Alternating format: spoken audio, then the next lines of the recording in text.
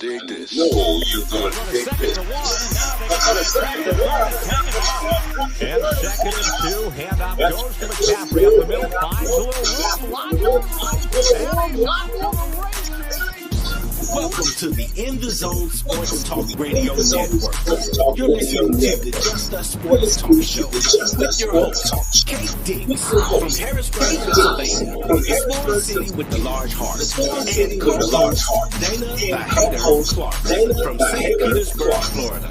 Also co-hosting, we have G-Dub from Austin, Texas, Murray Baskerville from Gotta Be More Careful, Baltimore, Maryland, and finally, they used to call him Pretty Ricky, but now they call him Coach Ricky from Charleston, South Carolina. These are your hosts, bringing you the ultimate in sports news for the ultimate sports fan. Sit back and prepare to get into another episode of the Just Us Sports Talk Show. I know. What's up, everybody? Hey, happy Christmas Eve before the Eve gets here. Man, I don't know about y'all, but right now, Harrisburg, Pennsylvania, it's cold outside. It is extremely cold outside. I'm not trying to leave the house no more tonight. Nope, ain't gonna happen. I'm not leaving the house tonight at all. And this weather is just ridiculous. I would love for it to snow. You know what I'm saying? Just snow. But me and the cold don't get along at all. I think the older I get, the more I hate the cold weather. And that's why I think that Arizona could be my place of residency once I stop doing whatever I'm doing now, which is called work. And then I can move on. So before we go on, Monique Henderson, a very good friend of mine, lives out in California. Unfortunately, she's a Dallas Cowboy fan. I'm not going to hold it against her because her son's a Los Angeles Rams fan. But she lost her father a week ago. I didn't get a chance to say anything last week because I got her message after the show was over. So I want to give her some love today. Her father's name was Michael Dees. Unexpected loss in her family right around the holiday. That's probably one of the toughest times to deal with a loss is during the holidays. A lot of times your mind goes back when you go to the future for your holidays. You then think about that situation all over again, and it brings up emotions. So Monique, we want to let you know that we love you here at In the Zone Sports Radio, and that we're here if you need us. Look like we lost more money, hopefully getting back. But you see, we got G-Dub here today. So let's get started real quick. Let's talk about this. Let's talk about the mock draft. If you guys notice, I put on there, could we see another Eli Manning situation going on? If you're the Houston Texans, Seattle, I think Seattle's gonna be okay. Or you're the Indianapolis Colts, and they're saying that they're picking a quarterback. If I'm the Houston Texans, I mean, if I'm they're saying they're gonna get Bryce Young from Alabama. He might be the first quarterback picked in the draft coming up this year. And if I'm Bryce Young, do I really want to go to the Houston Texans? We know they have some issues down there in Houston. We're still waiting on the owner to sell the team. Just a lot of stuff going on. And I'm gonna say this: I don't even think Lovie Smith gets fired this year. I really don't think he gets fired this year. I think they keep him around because this call may be recorded or transcribed. Because they can't find nobody to they can't find nobody that might want to coach that team up. And they don't have a bad team, really. They don't have a bad team. If you look at Houston, they've been in a lot of games this year. They just can't close them out. But could we see Bryce Young tell the Houston Texans, "Yo, don't draft me. I don't want to come here. Don't draft me. I don't want to play here. If you draft me, then trade me because I don't want to play here." Could we see the same thing with the Colts? Is the Colts just as bad as the Texans? I don't think so. But we don't know who's going to be the coach for the Colts. We don't know who's going to be the coach for the Colts going forward. Is the coach job an attractive job? Is the Texans an attractive job? We're gonna talk about that a little bit later on in the show if we can get it. I think we got Dana out there now. Yes, sir. All right. So if you guys are Bryce Young, what kind of conversation are you having with the Texans? I mean, because let's think about this. Bryce Young, run up to the Heisman 2 years in a row, if I'm not mistaken, right? Or did he win it last year? Bryce Young won it last year. So he's a Heisman. He's a Heisman. He won last year. Okay, he's a Heisman Trophy winner. And he could be the number one draft pick coming out of college this year in the draft. So there's a lot of pressure on him to go to Houston and try to make this thing work. But how attractive is Houston to a coach that may be Lovie Smith and may not be Lovie Smith? It could be whoever. I don't know who the coach could be. I think they hired Lovie Smith in the 11th hour. And gave him the job. He hasn't did a bad job down in Houston. But Dana, let me ask you a question. If you Bryce Young, you're gonna do an Eli on the Houston Texans and say, "Look, trade me because I don't want to play here." How do you if you're Bryce Young, how do you handle that situation? If the Texans is telling you that they're gonna make you number one pick.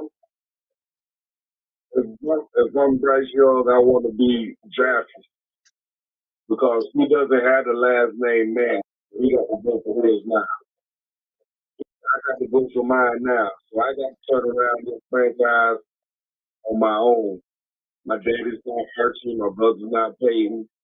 So I got to go in there. You don't get that. You don't get so many opportunities to pass jobs by, if you know what I mean. So he got to step up and want the job, not worrying about what it's going to be. He might be the guy that's fast to turn him around, build around him. That's what I ask. That's the first question I do if I'm drafted by the. Like, now that you drafted me, build around me, please. Okay, G-Dub, what's your comment on this?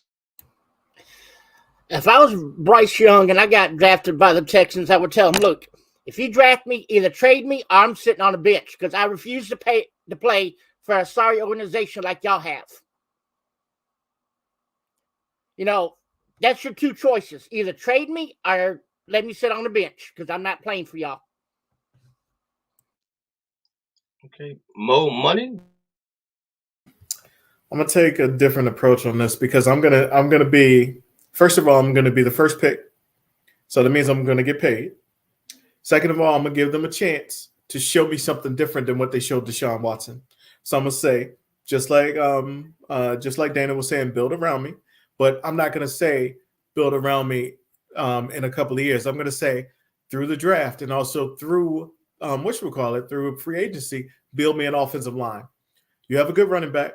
You have an okay defense. We have Brandon Cooks on the outside. So I can do better than Davis Love can. But at the same time, I want to know that you are committed to me.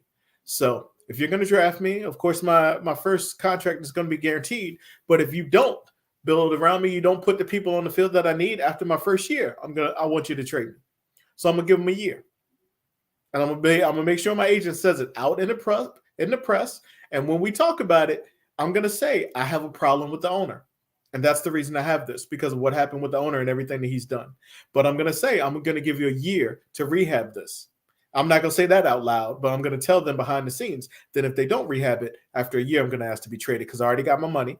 I've already shown that I can be a good player because I'm gonna play for my first year.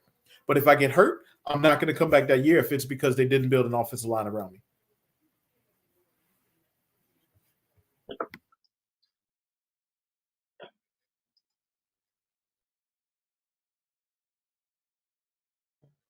My computer's acting really can do here. Get me off. Get me off of mute. Okay, I'm off of mute now. So, what I did, I came over here and looked up the salary cap, right? So the Texans are, wow, they're 28th in the cap of 2022. Let's look at what it looked like in 2023 going forward. In 2023, oh, they pop up to 7. So they'd have right now, they would have roughly close to $47 million in cap room. Plus, if they get this new TV deal with YouTube TV, which we might get that to talk about too. So they got a little bit of money. Now, Brandon Cook, I think, is probably going to end up leaving there because he asked to be traded. They didn't trade him. They took the captain away from him, so he's unhappy there. So he's probably going to end up leaving as well.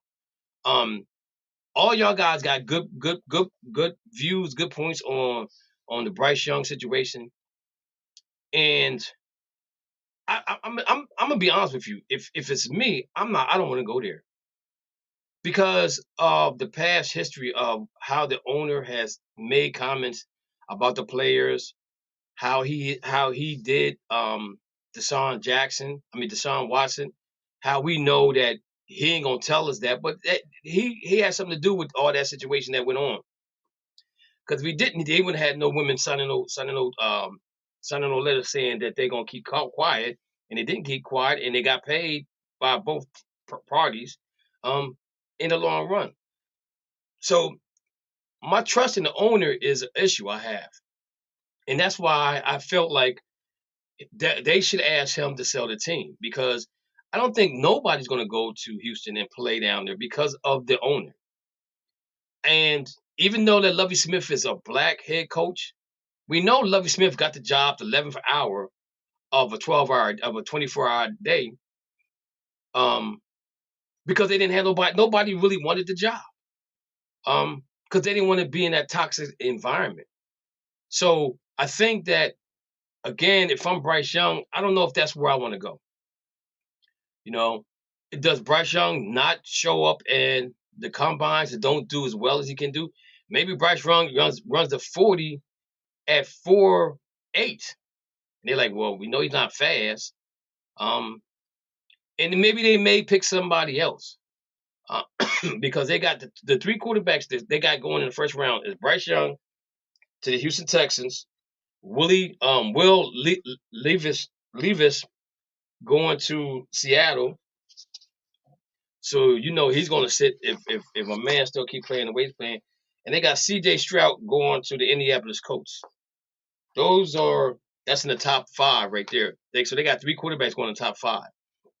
So again, is there a sleeper out there that maybe could come in and outthrone all 3 of those guys at quarterback? I don't know. I think the kid Levi is from Kentucky, right? G-Dub Levis. I mean, ain't Levis from Kentucky? Didn't he play with Kentucky? I think so. I'm not sure. Yeah. I think okay. Yeah. So to me, I think he's the best. I think he's the best quarterback in the draft, to be honest with you. So again, if he goes there, Houston, what kind of conversation does he have? You know what I'm saying? There's going to be some conversations that need to be had before I'm okay with you drafting me. Because usually you come out and say, yo, we're drafting him at number 1. There's no secret. You know who you're getting. You're probably going to have already negotiated contract prior to the draft. So he knows exactly how much money he's getting. And that kills the process of them trying to trade. Because we're going to hear this over and over and over again. Is Houston going to have the number 1 pick? Will Houston flip the number 1 pick to get whatever? Because do you guys agree or disagree that Houston needs more than just a quarterback? You know, is there other positions that's a priority as well as a quarterback? running back, wide receiver, Outside linebacker. I would take Will Anderson from And if you- Alabama. Will Anderson from Alabama. And if you go and look at the needs of these teams, you know what I'm saying? I'm just saying, I'm just saying, this is just something that you need to, you know, you at the water cooler talking. How you gonna figure this thing out as far as this draft is concerned? Okay, and again, there should be some type of conversation being made about if Bryce Young is that quarterback for Alabama. I mean, for going forward for the Houston Texans.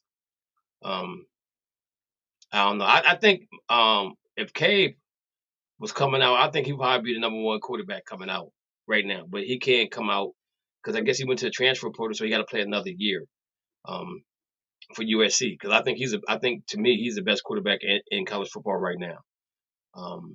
He just lost the game that they supposed to win, and they be playing on New Year's Day or the week before New Year's to get to the final, but they're not there. USC's not there. But wasn't he a true Mo, you got something to say? Wasn't he a true Yeah, I thought he was true sophomore because it's true freshman last year. You got to play one more year. Well, You got to play one more year. but I think it has something to do with the portal. I think when he went into the portal, there was something. Wait a minute. I'm gonna answer that. I got it right here. I think I got it right here. Unless he was a redshirt freshman, because I thought he was a redshirt freshman last year. Oklahoma. Last year. Oklahoma.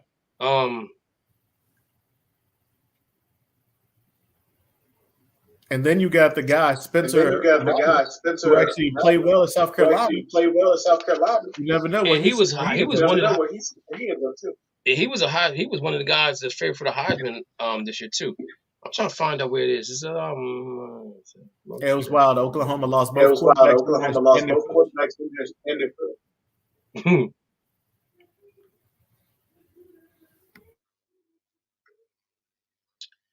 I'm trying to find it now.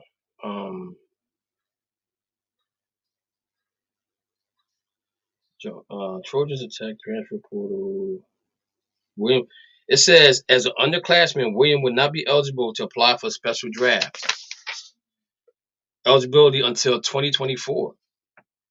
He could not enter next season he could enter next season as a Heisman favorite again and have the Trojans in the position to build a successful 2022-23 campaign.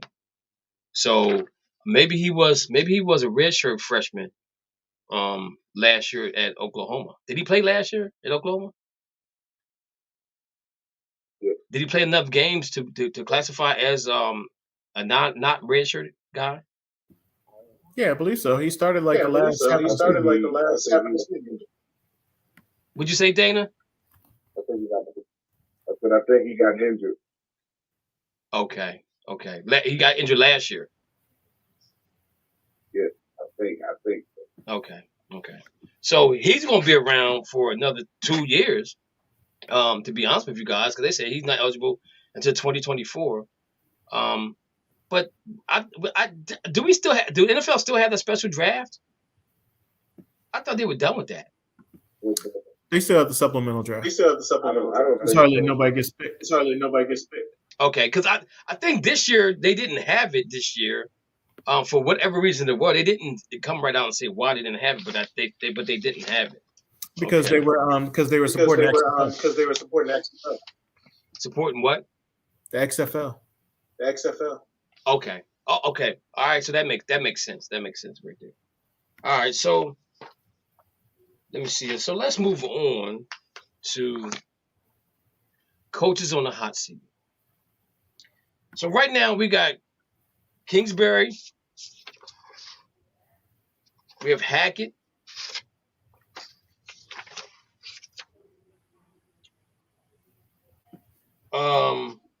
McCarthy. What's the coach out in the coach in they got Lovie Smith on here.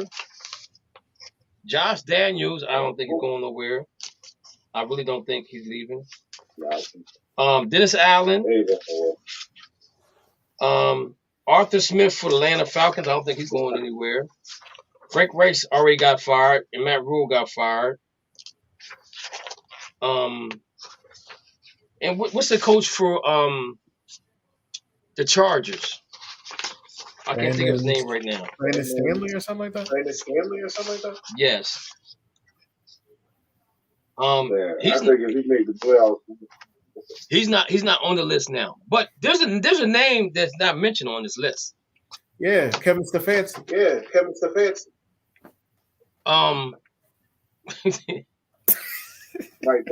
Mike Tomlin's not on the list either.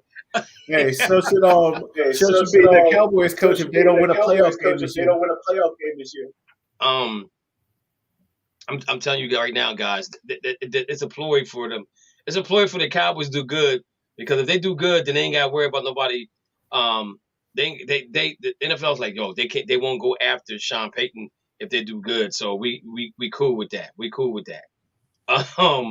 So I think the Cowboys gonna end up in the Super Bowl. So what? They go buy tickets. They go buy tickets. They're winning games to get to the Super Bowl. I think because the Eagles are strong right now. Did he say he picked them? When they have to sit for that bye, Dallas will have that game.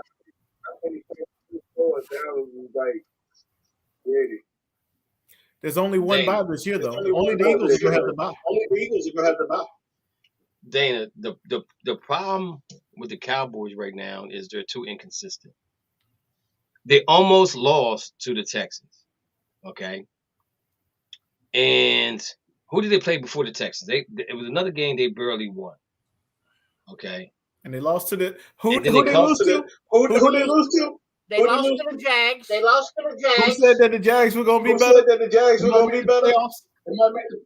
Who said that the Detroit Lions might make the playoffs? Like 5 weeks ago. You did say that. I'm not saying nothing. All I'm saying is, you did say that. Watch out for. Both of them hot.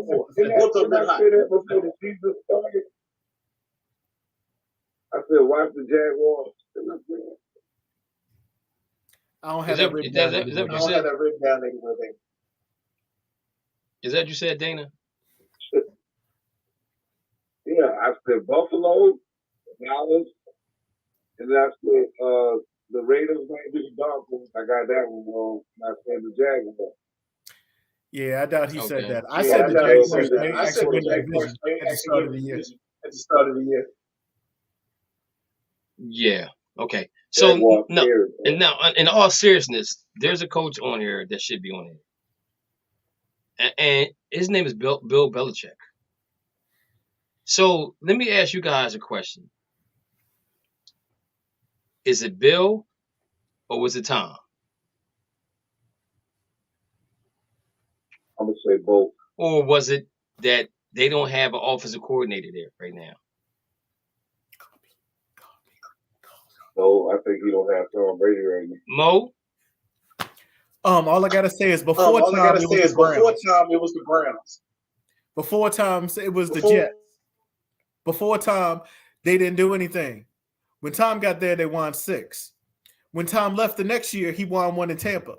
It's Tom. There's no question. And this year, he just looks even worse because he thought he was the smartest man in the room. And he is the smartest man in the room, but he's a defensive guy. He needs an offensive guy. And it proved this year because his second-year quarterback looks terrible. It's terrible. So now my question to you guys is right here. Why doesn't he get an offensive coordinator? Is my question. He has Patricia, right? Matt Patricia as the offensive coordinator. But wasn't he a defensive coordinator when he's with him? Yeah. But he was an offensive line. Right. He was an offensive line coach. Just like Joe Judge. Both of them were offensive line. He thought he was the smartest man in the room. He also probably knew because you knew that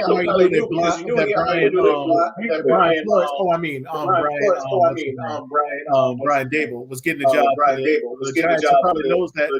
He thought that McDaniels would probably skip out on the job or quit after a year and come back anyway. So, but the Raiders ain't gonna let him go because they ain't got no money. So they ain't gonna pay him and another coach. So Dana, what would you just get ready to say? No, I said Patricia was the defensive coach. Right. He's So the defensive coordinator. So, and that's what I'm trying to figure this thing out is why won't he hire our offensive coordinator? Do you think Josh McDaniels is coming back? Because I'm not really understanding why you don't have an offensive coordinator for a second year quarterback that we felt like had some potential to be able to play at this next level. And now we're looking at him and we're saying, what is going on? And he's making comments and stuff like that. He's not Tom Brady-ish at all, because he has his feelings on his sleeves now, as far as the offense is concerned. So my thing is, I don't know if it's Tom, and I don't know if it's Bill, but I know who his offensive coordinator was last year. It was Josh McDaniels. So was it Josh? Is the question, because again, we're hearing all this stuff about Belichick up there, and I think he might be done. And what I mean by done, I mean, I'm like, unless you're gonna make him the highest paid coach in NFL history, he's probably not going anywhere else. When he leaves there, he's not even going into the booth. That dude's gonna take his sweatshirts and go somewhere and chill, because he ain't married, so he's gonna be chilling. You know what I'm saying? He ain't got to worry about nobody. He ain't got to worry about no significant other. I think he got a girlfriend, but he's going to be chilling in the Bahamas in the wintertime, not worried about the cold weather up in New England. But I'm just looking at this thing and I'm saying to myself, how is he not, if he's considered one of the best coaches ever to coach in the NFL, how can you get this so wrong when you can find you an offensive coordinator from somewhere in the NFL to bring him in and sit him down and say, okay, let's find out let's find out the plays that work for Jones. We'll find out plays that don't work for Jones. Let's find out what patterns is good for him as far as throwing the ball deep down the field and all that kind of stuff. Now, Jones, there is some issue with his arm strength as well. But then I heard, the little rumblings that maybe Tom may go back to New England because they got plenty of money. They're the top 5 in salary cap room. So he's not going to have an issue. If Tom were to go back there, okay, free agents going to come back. Gronk could probably come back and put on his suit of armor and look like RoboCop in football uniform because he just needed all that metal. You know what I'm saying? But that's another option. You know what I'm saying? So I'm just trying to figure out why Belichick's name's not on this list as coaches that could be fired, because he's doing a terrible job this year. And he has a top 5 defense. His offense is struggling because he doesn't have an offensive coordinator. So my thing is, if you're the smartest man in the room, if you're supposed to be the greatest coach that ever coached the game of football, NFL football, how do you get this wrong? I'm not figuring this out. Do you guys agree with me? Disagree with me? What's going on up there in New England? Because they're still competitive. So Dana, let me ask you a question. Dana. Do you think that he's just being stubborn about the situation? Yep. Do you think that he's getting back at Robert Kraft for trading Jimmy G and letting Tom walk? Yep. Yeah, he let Tom walk, not Kraft. Well, no. I'm saying, well, no. He didn't let him walk. He just said, our relationship is not what it used to be, and if he wants to leave, go ahead and leave. He didn't sign on the dotted line that say, you can stay with open arms. So what I'm saying is, he's the GM. He had the power to keep it. He didn't want it. Yeah, okay, you're right. He is the GM. So I don't know, guys. It just baffles me that this man, as terrible as his team is doing right now, and they have a defense that holds it down for them as long as they can, and they look terrible offensively, and he doesn't want to get an offensive coordinator. I would love to have a sit down with Bill and just ask him why. Go ahead, Mo. I think the problem is that Bill Belichick wanted to prove to everybody that it wasn't Tom. Tom already won a Super Bowl. He made God, now I can't even remember the young quarterback's name because I don't care because I hate the Patriots. So I really don't. I know his first name is Matt. I believe his first name is Matt. I really don't care. I see his face. I know he played at Alabama. Matt Jones. Mac Jones, right? Okay. Mac Jones. That's right. You know why I don't care? Because I don't care. Because I hate the Patriots. But seriously, the thing about it is this. He thought he was the smartest man because he drafted him. He thought he would make him look good by saying that I can take anybody and make this guy great, like I did with Tom. He also thought that my defense is going to be good, so we'll be able to run the ball. That's why they got the two-headed running backs. He thought he was the smartest man in the room. People are realizing that he's not. All he was the product of a system that Tom Brady ran to perfection. And I hate to say it because I hate Brady too, but I've told people all the time, without Brady, he's average. So, and that's the problem is if you look at his record before and now his record after, he's average. He's had a losing season. Mike Tomlin never had a losing season. He might have one this year if he doesn't win his last 3 games, but it's just amazing to think. He had a year without Ben. No losing season. Same thing they had with Garoppolo. They also had one with Matt Castle. So he did do well in those years, but he got skunked in the playoffs. And Tom's last year in the playoffs, they got beaten. They got brutalized because they never put anybody on the outside for Tom. Tom wanted to play with star wide receivers. He wanted to play with a good running back. That's why they got Fournette. That's why they had Mike Evans and also Godwin on the outside because he wanted to be able to, in his last couple of years, just throw the ball out there, let the guys go get it, and do well. That's why they're suffering this year because Tom is old, but Bill is older. And I'm laughing right now because both of them suck. And I'm so happy. As a Steeler fan, so happy. So happy. It makes me feel so good. I wish they were back together because I remember when you said they might come back together last year. I think about it as the Wonder Twin powers activate. Form of an Ice Lion. Form of them, I don't give up. But still, they were awesome together. Apart, they sucked though. Except for that first year that Tom won the Super Bowl. I hated that too. Now he got 7. So, but it is what it is. I'm done. Okay. All right. So let's move on. Let's talk about the Pro Bowl. Okay. The Pro Bowl selections they got. So I'm not understanding this right here. I watched 2 of these teams play this year, and they definitely had somebody that could have made the Pro Bowl. I think that they probably will get somebody in the Pro Bowl because there's going to be 2 quarterbacks. There's going to be 2 of everything not going because they're going to be in the Super Bowl. So they won't be there. So they'll have to replace them with somebody.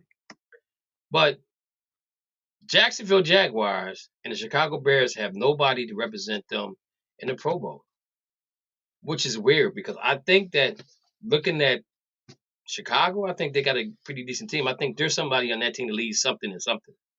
You know what I'm saying? Jacksonville Jaguars lead something and something. And no player on that team, on either team, got selected to the Pro Bowl. And so looking at the Pro Bowl right here, the Eagles have 8 players selected, Cowboys, Chiefs, 7 each Pro Bowl players. That's crazy right there. To have 8 players in the Pro Bowl. That's I don't know if that's I think the record is 9. So they fall short of that right there. But this is what we got for and again, the Pro Bowl is going to be in Vegas. They're going to have flag football game. They're not going to put on no pads or anything like that. To me, I think that's even scarier because ACL tears, you don't have to put a uniform on to get that to happen. It's just the NFL, and I'm just going to say this: NFL select the teams, go to Hawaii and celebrate, do skill competitions, stuff like that. Do, and if you're going to do something, do it in the sand, where it gives a little bit or something like. I don't know. I mean, remember that still got blew his knee. And I know I'm going to say the guy blew his knee out in the sand. So again, I don't know how they're going to fix this thing, but we know that tackling in the Pro Bowl is out, completely out now. So they're gonna bring in the flags, and that should this should be really good, because now you're gonna see speed against speed at every position. So, but the thing about it is the defensive line. How do you, do you play? Are you gonna play 11-man flag? How do you do that? I don't know. It's just, I hope they get this thing right. Commissioner, he needs to get this thing right. But I'm gonna give you all the positions that players got selected. So in the AFC offense, quarterback, you have Patrick Mahomes, Josh Allen, and Joe Burrows. Running backs, you have Nick Chubb, Joseph Jacobs, and Derrick Henry. And I'm gonna say this about Joseph Jacobs. He had one game where he had 200-something yards, something like that, something crazy that puts him in the top 5. But average-wise, he's not averaging that much. Wide receivers, you got Tyreek Hill, Stephon Diggs, Devontae Adams, and Jamar Chase. So Jamar Chase had been out for several games. So you're telling me there's no other wide receiver that put up numbers in the AFC that would eliminate Jamar Chase from making a Pro Bowl? I'm not saying that he don't deserve to be there, but I'm just saying there's got to be somebody else out there that's been balling that they're not thinking about. Waddle. On the same team as what you call it. Hey, Dana. Yes, sir. What's I'm going to go look at Miami's thing right now. Waddle, Tyreek. I'm looking up stats. So, receiving yards. So, Tyreek Hill has 1,529 receiving yards, 7 touchdowns. He's averaging 14 yards a carry. Okay. What's the other wide receiver name? Waddle? Yeah. Right? Jalen Waddle. 62 catches, 1,117 yards, 7 touchdowns, averaging 18 yards a carry. All right. So let's go back. Let's look at. Waddle was 6th. Jamar Chase was 11th. Okay. So receivers. Where's he at? Chase has 8 touchdowns. Not taking that away from him. He's 71 catches, 881 yards, 8 touchdowns, and he's averaging 12 and a half yards per catch. So, you was probably right on point, Mo, with Waddle being up there as well. And I'm not taking that away from Jamar Chase at all, but I'm just saying that he's been hurt and he's been out 4 or 5 games, and Waddle's still getting it in. So I think he should have been one of those guys that got that spot. Tied in, you got Travis Kelce and Mark Edwards. Offensive line, you got Lamar Tunsil, Teron Armstrong, Orlando Brown. Offensive guard, you got Joe Patino, who just signed a new contract with Cleveland. Quentin Nelson, Joe Thumey from Kansas City. Center, you got Creed Humphrey and Mitch Morse. Defense, you have Myles Garrett, Max Crosby, Trey Henderson. Inside interior linemen, you have Chris Jones, Quinn Williams, Jeffrey Simmons. Outside linebacker, you got Matt Judo, Khalil Mack, T.J. Watt. Inside linebacker. TJ shouldn't have made it. And I was going to say something to you about that. Inside linebacker, you have Roku Smith and C.J. Mosley. Now, T.J. Watt had been out how many games, Mo? I think he missed like 7. Again. Yeah, he shouldn't have made it. Again. At corners, we got Sauce Gardner, Patrick Surtain II, Marlon Humphreys, and Xavier Howard. So we know Marlon Humphrey's not playing because he's injured, so somebody's got to replace him. Michael Fitzpatrick for the Steelers. Safety, you got Derwin James and Jordan Power. Long snapper, you got Morgan Cox from Tennessee. Punter, you got Tommy Townsend from Kansas City. Place kicker, you got Justin Tucker from Baltimore. Return specialist, you got Devin Duvernay from Baltimore. Special teamer, you got Justin Harding from New York Jets. In the NFC, this shit shocked the, oh my Lord. This shocked me so much. I'm like saying to myself, what is going on? Quarterback. Listen to this, guys. Pay attention. Jalen Hurts, Geno Smith, and Kirk Cousins. Wow, they ain't got a white quarterback? Kirk Cousins is white. Dude, did you see the change? Kirk Cousins is accepted down.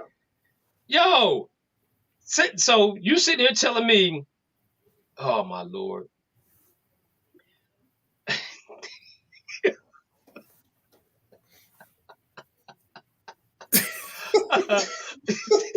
Have you seen it with the change? Yo, Dana, I know what you about to say. I'm not a Kirk Cousins fan. I'm telling you, and it's not Kirk Cousins. It's the Minnesota Vikings that I don't believe in. I don't believe in Minnesota Vikings. I don't believe in them. You're down 33-0 at halftime, and you come back and win the game. NFL got it fixed. So you telling me? So you telling me? Wait a minute. Listen. So you telling me that Jared Goff ain't balling out for Detroit? 7-7 in a playoff position. Seattle pretty much is done. They're not doing anything.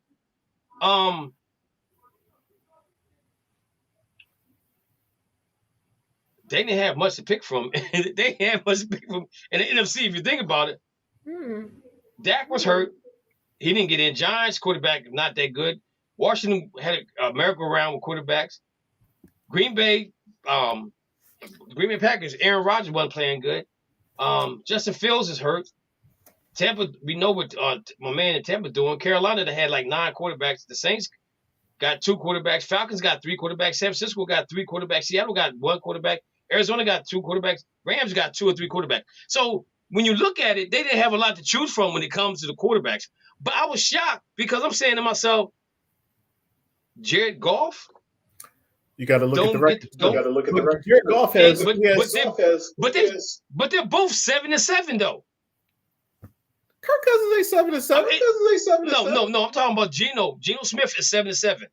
He's 7-7. So is Goff. They've lost the last 3 games, and they got blown up one game. So and Kirk Cousins actually has 200 yards and a touchdown more than Jared Goff. I thought you were talking about Kirk Cousins. Well, I'm gonna get to him too. Jared Goff is he's 313 completions out of 482 attempts. Completion ratio is 64.9%. 3,000 yards, 7 average. 257 yards a game.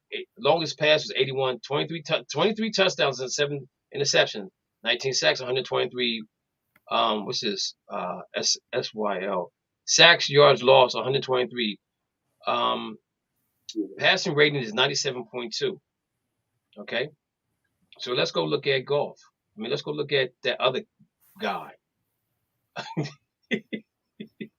Geno has more touchdowns by 3 and 1 less interception. And almost the same yardage. Wait. Listen to this. Kirk Cousins, 355 completions out of 544 attempts. And the reason why he probably threw that much, because they always seem to be down. And even he probably got most of the passes in the last game when he's down 33-0. His completion percentage is 65.3, 3,818 yards. He averaged 7 yards. He averaged 272.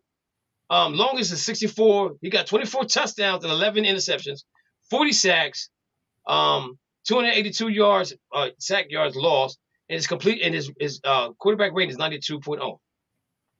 But I'm saying the reason why I think. If you think about it, if every team in NFC, they got a carousel of quarterbacks. Every team that I just named have had a starting quarterback during that whole season. 1, 2, or 3 quarterbacks. So they really didn't have a lot to choose from when it came to picking a quarterback.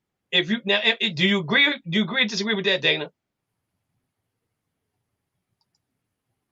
Was it Kirk Cousins? No, in the NFC. I think Dak should be in the conversation. I think Dak should be in the conversation. You should not for the Pro Bowl? Yes.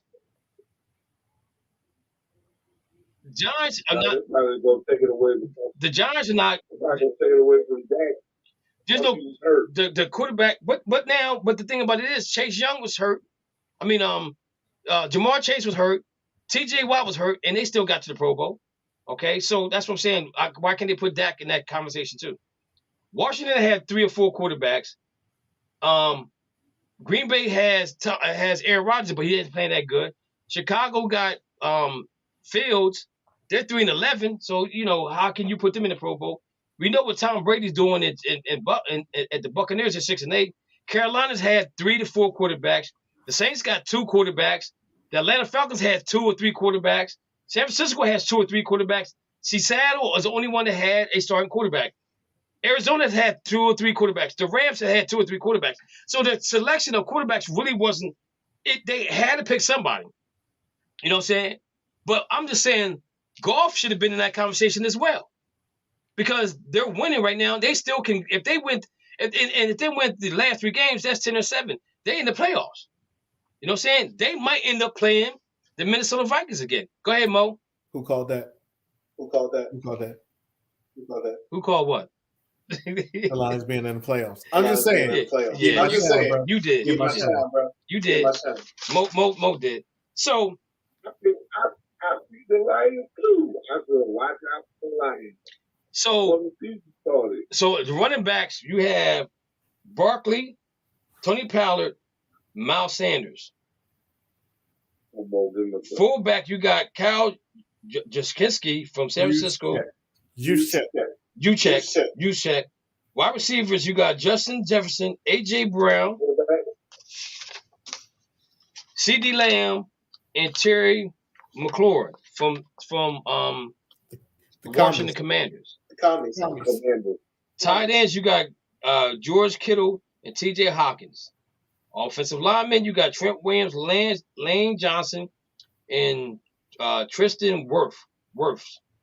Offensive guard, you got Zach Martin, London Dickerson, Chris Lestrom, Atlanta Falcons. Centers, you got Jason Kelsey and Frank Ragu.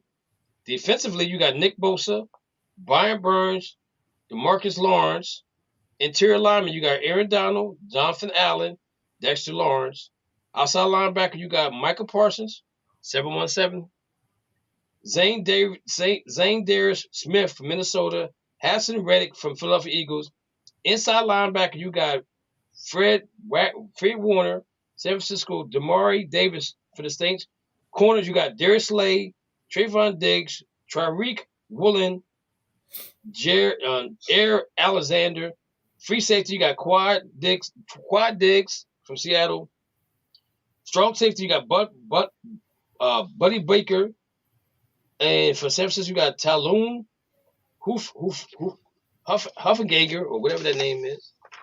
Long snapper, you got Andre DePola. Punter, you got Trey Ways. Place kicker, you got Jason Myers.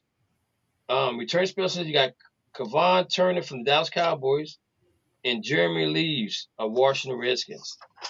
So I'm not really mad about the teams in the Pro Bowl, the players are in the Pro Bowl. There's just a few that I'm just don't understand how they're not getting there. And so if Minnesota moves on, then I think Jared Goff gets the selection to go to the Pro Bowl. I'm really impressed with Jared Goff. I got to say this, guys. And I think that him being traded was the best thing that could ever happen to him. And I'm going to tell you why. The reason why Jared Goff got traded, it isn't because he threw an interception in the Super Bowl. It isn't because when he's playing Seattle in the playoffs, he threw the ball to nobody. It's none of those. None of those was an issue. His issue was he partied too much when he was in L.A. He's from that area, so he was a partier. Yeah, he was a partier. You mean partying with your coach's wife? Partying with your coach's wife? Partying with whoever. No, remember when you made that comment? Remember when you made that comment? Yeah, they said that he would come to the facility from a night of partying and didn't want to take on the responsibility of doing what he needed to do. And that on top of not performing well on the football field ended up making him leave, being traded to Detroit. And he went to Detroit. He was the #1 draft pick quarterback. Went to Detroit. Now he has them looking good. Detroit going forward is going to be a tough team to knock out. I think that next year we really got to think about before looking at the schedule how good this team really can be, and could this team end up winning that division next year? That's a conversation that we should have. Who said that? Who said that? About next year? No, talking about this year. You did, Mo. Thank you. And Dana. Okay, I'll leave it alone. I'll let it go. Okay, I'll leave it alone. I'll let it go.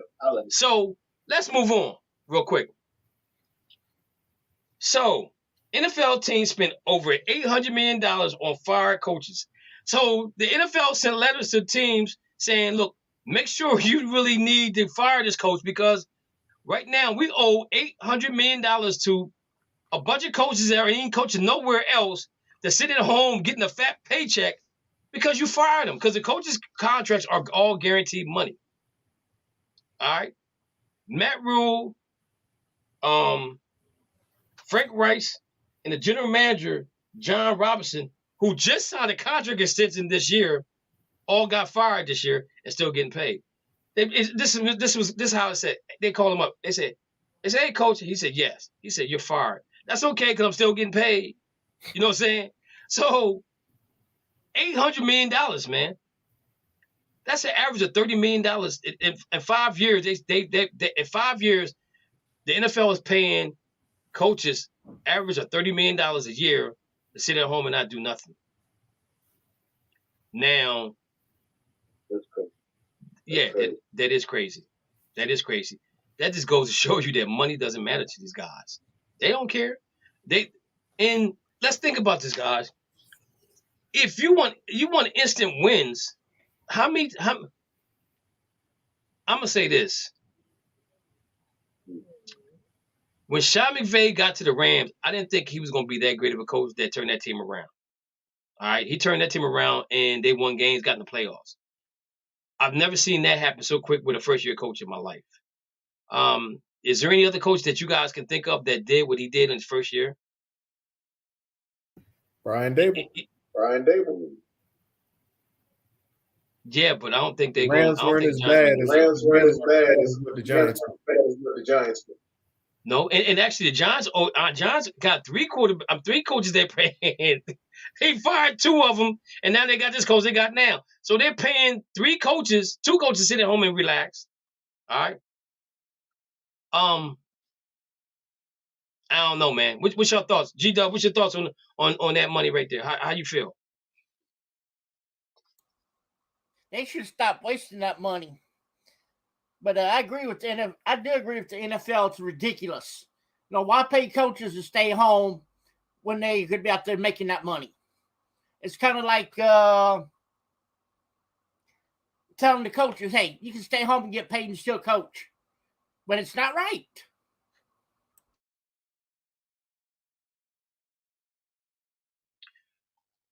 What's your thoughts on this, Dana? Man, it's like you gotta get it, man. Like get it, put your plan together, buy into your plan. So I had that role as an NFL coach. That's because of those teams like Dallas and Philly, and like Michael said, like the teams that come up, like Detroit, like you got to give these guys a chance. Like I read Belichick, his book, That's what we hate about the NFL. They give us 2 or 3 years and they're out of it. And don't stick. They're giving these guys a chance now. So Dan, let me ask you a question, and Mo, you might be able to answer this too.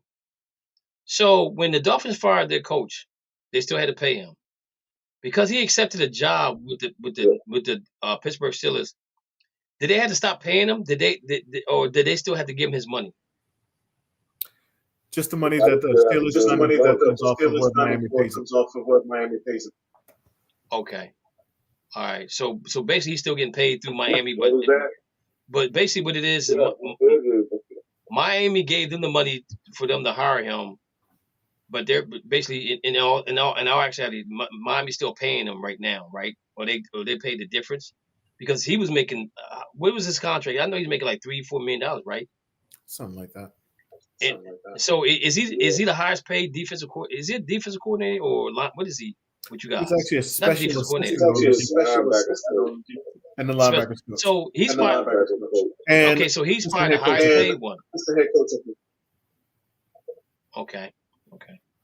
So this is crazy, man. I'm looking at this thing, and I'm like, I want to know what's going on with the Tennessee Titans that you fired your GM, who you just gave a contract extension to at the beginning of the year. Something ain't right down in Tennessee. I think that might be another hot seat, another hotbed. Talking about too with what's the coach's name down there? Vrabel. What is it? Brian Vrabel.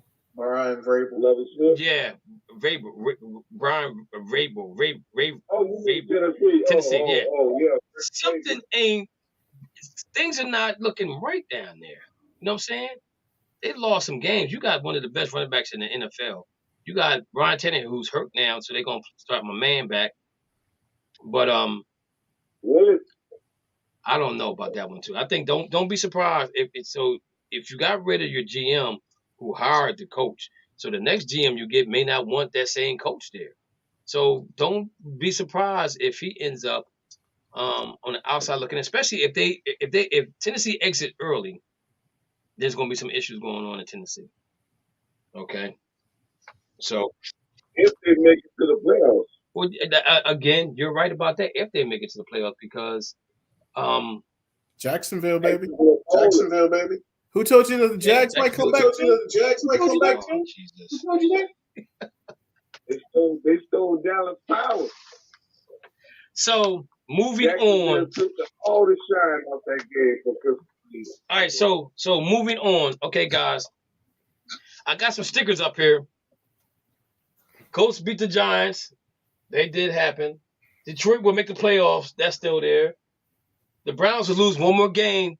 That's still there.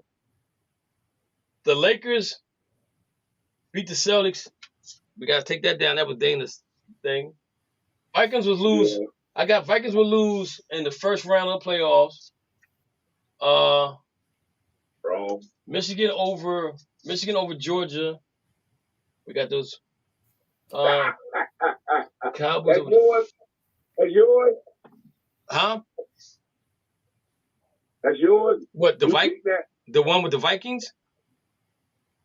Minnesota. I mean, Michigan over Georgia. No, I didn't pick that. That's you. You did Michigan over. No, I got Georgia. No, I didn't pick Michigan. That was my cousin did that. Dana, you got Michigan. You got Michigan over. You got Michigan over TC and Georgia over Ohio State. And so, okay. All right, so let's do this. Let's stick to football. Let's NFL. Dana, give me something outrageous that you want to see happen going forward. Outrageous? Yep.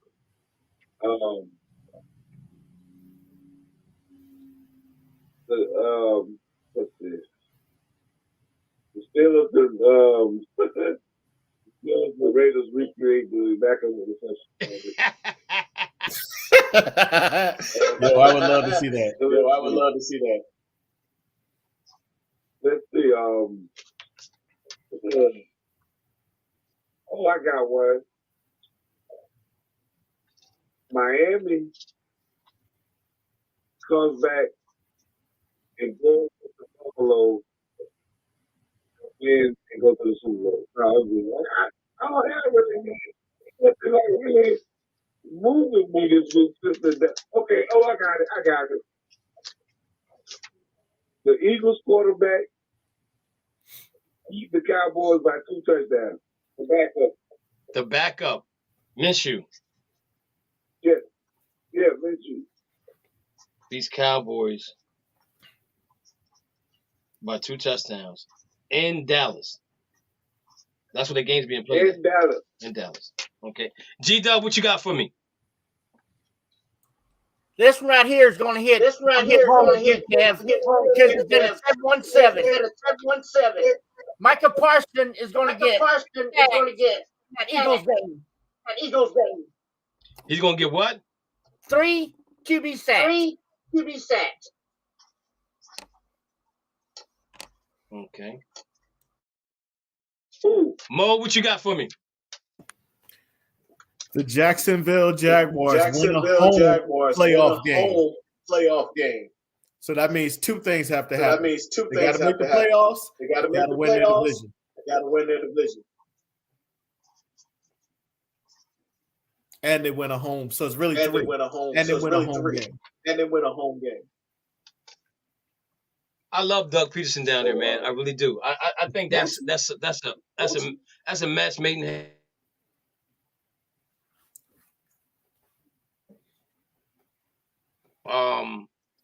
How Philadelphia did him after winning the Super Bowl. I told you I love both of them. Even though they lost that week, I said the winning win. Because I think that's when Jacksonville lost to Buffalo. And Detroit lost to somebody. I think they got that was the week before they got spanked by Minnesota or was it the Cowboys?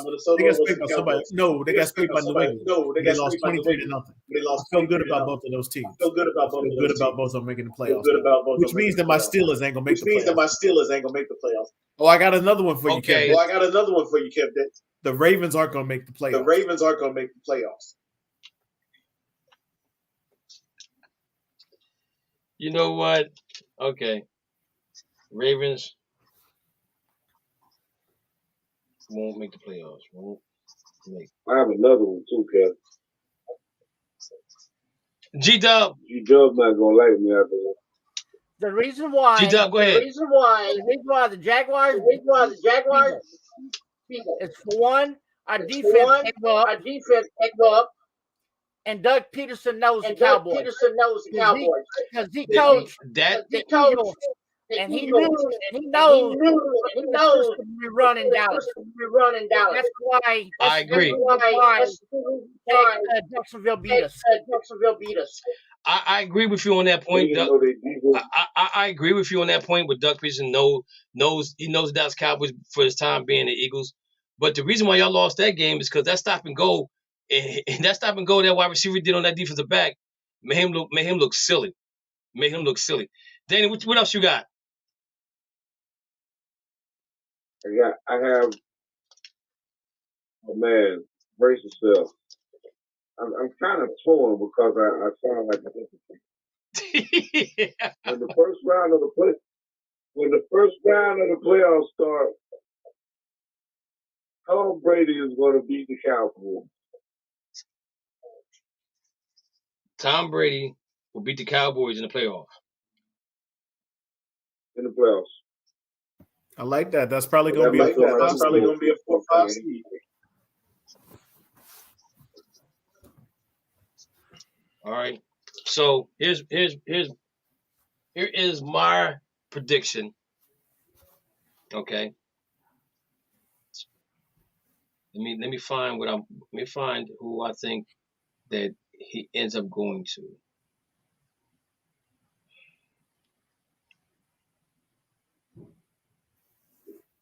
What's wrong with the Celtics, yeah? We played the Lakers. We played the rubbed off on us. Lamar Jackson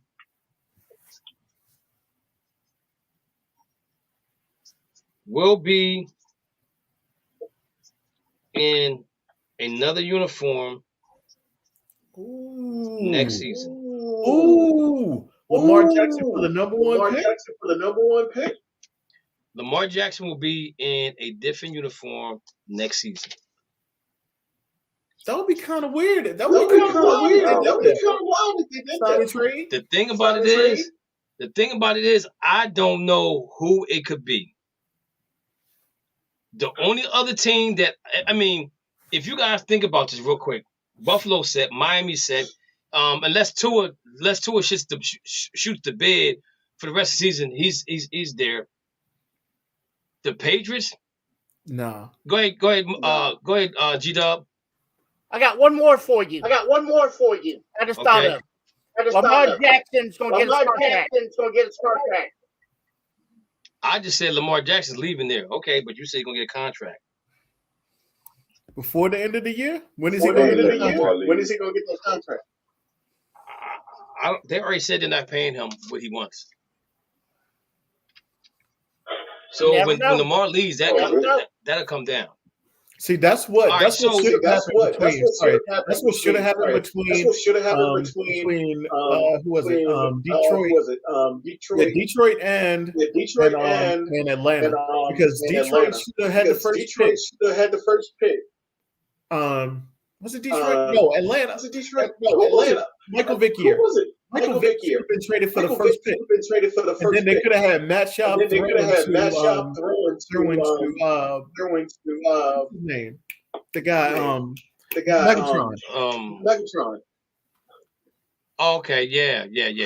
That's what should have happened. But they didn't happen. This could actually happen. And Lamar Jackson gets traded for the number one pick.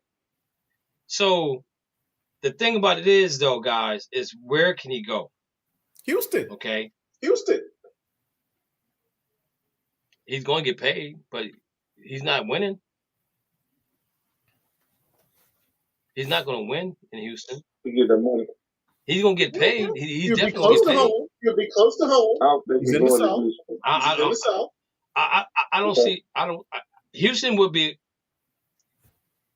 What about the Colts? They have tried so many times. Well, the thing about it is they still don't have a run option quarterback. As much as I like Ryan, he's not the dude no more. So you have a good running back, you have a decent defense, you got wide receiver, the Colts got everything you need, but they just don't have a quarterback. So Houston is an AFC. They're not going to trade into an AFC team. Only other team that makes sense is if Tom Brady retires going to Tampa Bay.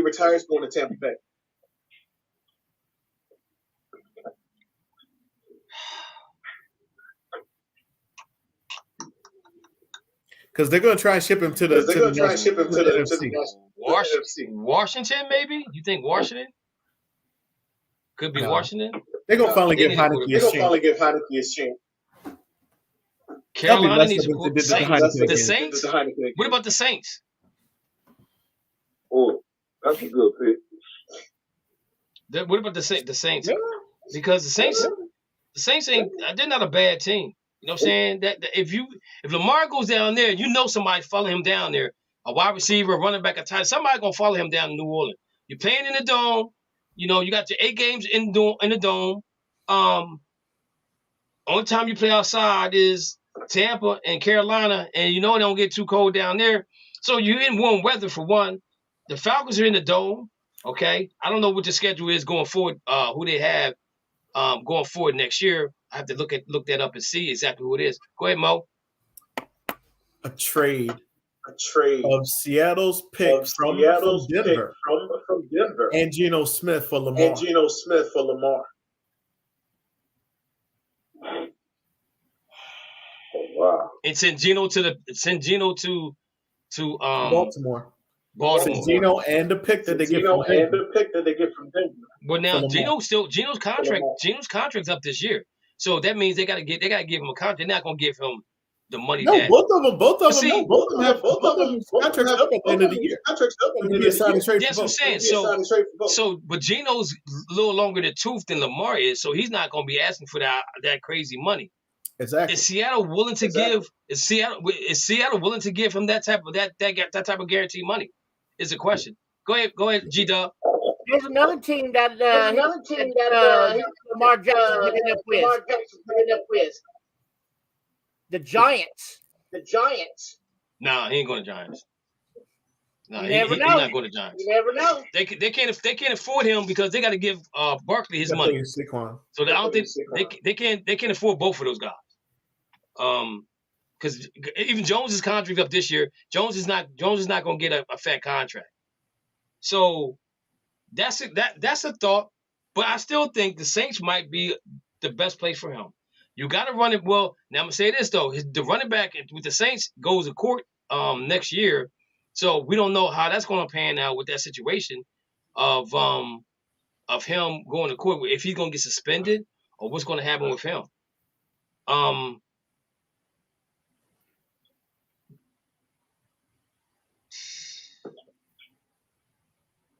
I love seeing him with the Rams. Oh my Lord, I would love seeing him. But Matt Stafford already said he's not going to retire. So, but that was a good conversation right there, guys. That was a good conversation. So we still got time left. Let's talk about Franco Harris for a minute, man. Franco. I was a Franco Harris fan when he was at Penn State. When he left Penn State and went to they hated black and gold. I hated him. I hated Franco. Franco Harris, Lionel Mitchell, and my uncle, they all went to Penn State together. And I met Franco and Lionel Mitchell when I was really young. Didn't really know nothing about sports. Just knew these guys. You know, they would come see my uncle and they would hang out, whatever. But Franco was always a nice person, man. Always nice. And if you think about, man, you never heard nothing negative about this guy in social media. Even then, even now. He was a homebody guy. Also, it wasn't around then. Do what? In the newspaper, you mean? Yeah, you know, newspaper. You know what I'm saying? He was just that guy. He was that guy that, you know, he's like the father that probably had the caravan that took everybody's kids to school and picked them up when season was over or something like that. But man, he was a genuine nice person, man. And then when I saw it the other day, that like hit me, man. I had a couple of tears fall. You know what I'm saying? Because somebody I met before, and I know how humble he is as a person, but I didn't know he was that sick. But on the football field, Franco would give you everything he got, everything you got. And I'm going to say this. People give that team, that Pittsburgh Steelers team, a lot of credit, give Terry Bradshaw a lot of credit. But to me, Terry Bradshaw was just, he would just manage the game well. Because that team was built around defense, 2 wide receivers, and Lynn Swann and John Stallworth, Franco Harris, Rocky Bleier. All defense though. Who else was it? All defense. But their team was built around their team was built around defense. Don't talk about my team. Don't disrespect me like that. Don't disrespect me like that. So I remember the Super Bowl when they played the Rams. It was 19-11 at halftime or something crazy like that. And they went on to score 31 unanswered points. And Franco did his thing, Lynn Swann did, they all did their thing. But a lot of people never gave Franco Harris the credit that he deserved. He's a Hall of Famer. But he carried that team. You know what I'm saying? If you think back then, passing wasn't the thing to do. Run the football in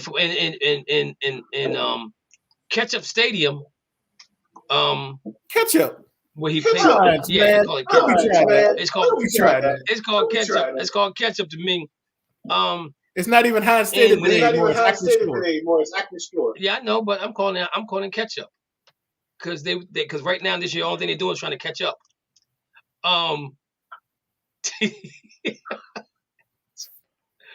But man, I tell you, young people, if you never got a chance to watch Franco Harris play, man, just go to YouTube. You know what I'm saying? That's all you got to do. Go to YouTube. Franco Harris and Tony Dorsett was 2 of the baddest running backs in the day. Tony Dorsett, I think the only reason why Tony Dorsett's still around is he would run 10 yards and go out of bounds. And Franco would do it every now and then. You know, Franco, like, I'm not going to take no hard hits. You know what I'm saying? But that's just my story about Franco. And Mo, you're still a fan, so go ahead and give us your take on Franco Harris as a Pittsburgh Steeler. First thing I got to say is something I found out is Franco still holds the record for the most rushing yards in the Super Bowl. So that just tells you how great he was. And I was saddened to see when he actually finished his career in Seattle because he definitely should have been a Steeler for his whole career. But that's the life of a running back. You don't get that second or that third contract usually because they run you in the ground. And that's what we did with Franco. Luckily, he was playing with Rocky Bleier. And if you look it up, Franco was actually listed as the fullback. Rocky Bleier was the running back. But Rocky was blocking for Franco most of the time, but they alternated. So that's why Franco also stayed healthy most of the time because they actually, both of them ran the ball. Thing about Franco, though, is when you come into Pittsburgh, if you've never flown into Pittsburgh, as soon as you fly into the airport and you go down to get your bags, it's the sign of Franco right there with the Immaculate Reception because that's the start of Pittsburgh actually winning. It's the Immaculate Reception. But the thing that people don't know about it is Franco is one of the most beloved people. And people love Franco because Franco had an afro. People don't remember Franco had an afro back in the days. That was my boy. Franco had an afro. Franco was more Italian than he was black back then too. So people loved him for all sides. They loved Franco for everything, man. There was nobody hating him. If it was a Caucasian person, and I say that likely, that didn't like Italians, they hated Franco. But nobody hated Franco in Pittsburgh because Franco was that lovable guy who didn't talk much. He just proved it on the field. And the thing about it was to end most of those games, it would be 3rd and 3. They knew we were giving the ball to Franco. Franco still went and got 4 yards. So I don't care what anybody says out there. If there's one running back I want to win a game, it's Barry Sanders. But if there's any person that I know that I want to have rushing the ball for me, it was always Franco Harris. And that was my dude. Okay. Yeah, I remember the afro and everything, man. I remember when before they would never show you the guys with their helmets off. And so I remember seeing Mike Pruitt and Greg Pruitt. I said, yo, them dudes is ugly. They need to put their helmets back on. But when Franco took his helmet off, I said, man, wow, he got an afro. I mean, he had a full-blown afro. You see what I'm saying? If he had that right now, he could braid that thing up. It probably would be go down to the back end. And remember, it looked just as good when he took the helmet. That's what always surprised me. He didn't look all messed up. It looked good when he took off the helmet. Exactly. But yeah, Franco. I had a question for Franco. Go ahead. Did he really catch that ball? I never saw the catch. He didn't catch that ball. The one thing that's disputed about that is in that time period, the rule says that if the offensive touches the ball first, Franco can't advance it. But what happened was it actually hit off of Tatum, and they were in Pittsburgh. This is what I heard from somebody in Pittsburgh. The game was in Pittsburgh, so the referees looked at each other, and they called somebody, and they said, "How many cops can you have for us in 15 minutes?" And they said, "We ain't got that many cops." Touchdown. Because it wasn't worth it, man. Because they would have got killed if they said that wasn't a touchdown in Pittsburgh. They'd have got killed. They'd have never made it out of there alive. Right. I'm going to say this. Only person know if he caught that ball was Franco. And Franco ain't going to never tell you he didn't catch that ball. As simple as that. Them the only two. He's the only person that knows, actually. Because back then, the filming wasn't that great. But, man, the hit that what's the name took, for that ball to jump up in the air, if you saw the hit he took, know who it was? You might know the guy that got hit. You might know the guy that got hit out on that play. I think it was small Starworth. Nope. Who was it? The baddest dressing man back in the day. Oh, Frankie Fuqua. Freddie Fuqua. Yeah, I remember him. Yo, he took a hit though. Because back then, that's why they didn't get it, because they were looking at the hit that Tatum laid on. Yeah, and the thing about it is, y'all got to remember this. If you ever read about the Raiders, they always had a hit list. They would bet on people on hurting people during football games. They be like, yo, who gonna have the dirt? They be betting like who gonna have the dirtiest uniform, who gonna have the hardest hit, all those kind of things. And I think it kind of got out of hand, especially when Darryl Stingray got hurt, which was a freakish play, right?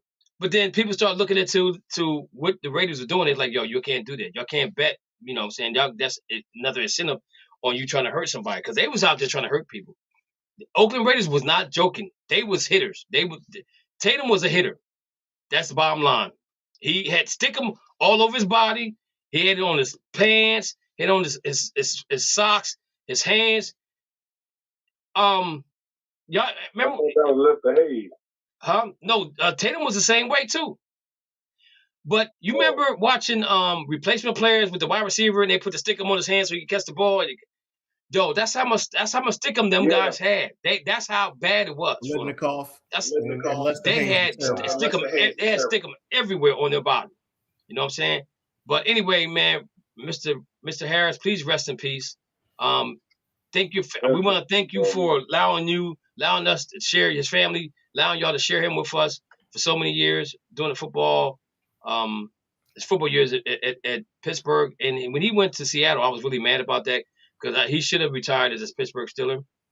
But again, like Mo said, with running backs, they probably don't ever end their career where they start. But he gave us our share of thrillers as a Pittsburgh Steeler. You can't take that away from him at all. All right, so let's move on. So right now we know that YouTube television is talking to the NFL, their bed partners right now, on a deal to take over from DirecTV. Now, DirecTV has been soaking people dry with the package. Now, I ain't gonna lie to you. I'm gonna tell you, I have DirecTV. I've had DirecTV ever since the NFL came out. Right? My cable bill is around $300 a month. I'm not lying to you, because I have the football packet, I have the basketball packet. I tried the baseball packet, but it didn't work for me because the Dodgers have the rights to not show a game after 10 o'clock out west. So I don't want that. Let's talk about this after. Let's talk about this after. Talk about this after the show. Talk about this after the show. Talk about what? I got something for you. Okay. So, DirecTV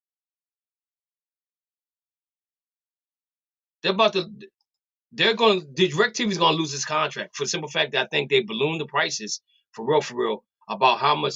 And I've always talked, when I talk to DirecTV, I say to them, y'all will probably keep people around if you allow me to make my own package. You know what I'm saying? Allow me to watch the channels I want to watch. And then you come to me with a deal, and I was like, okay, I like it or I don't like it. Can you add this into it? Can you take that away? You know what I'm saying? You always had to get this and something else, you know what I'm saying? And then something else. I'm like, man, I don't want all of that. I just want this. So that's why, you know, because I have the choice package, which gives me some movie channels and stuff like that. But now that I got a smart TV, I'm going to be cutting back on that. And definitely with YouTube television it's going to be announced on Wednesday. They got a contract. They're looking at NFL is looking at $2.5 billion that they're going to get from YouTube television to sponsor the NFL. So that means that if you don't have YouTube television, you're going to have to buy it. You know what I'm saying? So I want to know how. I would love to see how much it's going to be. Right now, if you got YouTube television, you're paying right around $64 a month. With the NFL coming in and buying and getting, they're going to pay the NFL to show the NFL games, and the NFL is going to get $2.5 billion from them. You know that your package is going up a significant amount. The NBA is happy with it, so the NBA ain't going nowhere. To me, it benefits the NFL more than, it benefits the NBA more than it does the NFL, because you have more games you can watch. You know what I'm saying? So there's 4 or 5 games going on. You can watch them. You know, and what the NBA should do, they should have something like the Red Zone have, because watching the Red Zone, that gives you opportunity to watch teams that's in the Red Zone, or maybe if it's a commercial, you go back and you can watch it, or whatever the case may be. So That was good. So I'm just letting you guys know what's going forward with the NFL and the television, YouTube television. And like I said, they're currently in the 11th hour. DirecTV comes back with something. Now DirecTV pays roughly 1.5 billion per season. If so, the NFL. So I'm sorry. The NFL is seeking 2.5 billion, and you know the owner's gonna love that because that means salary cap goes up.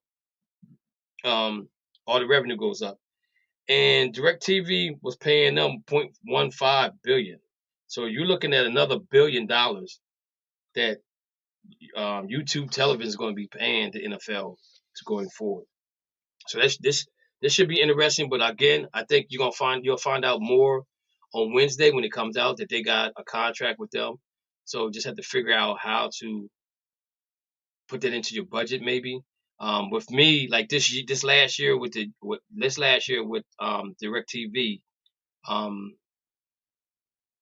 they were telling people that you was gonna get the NFL packet for free, and then they came back. I said, no, we're not gonna do that. So what they did came back and they gave me a discount of like $30 off the packet.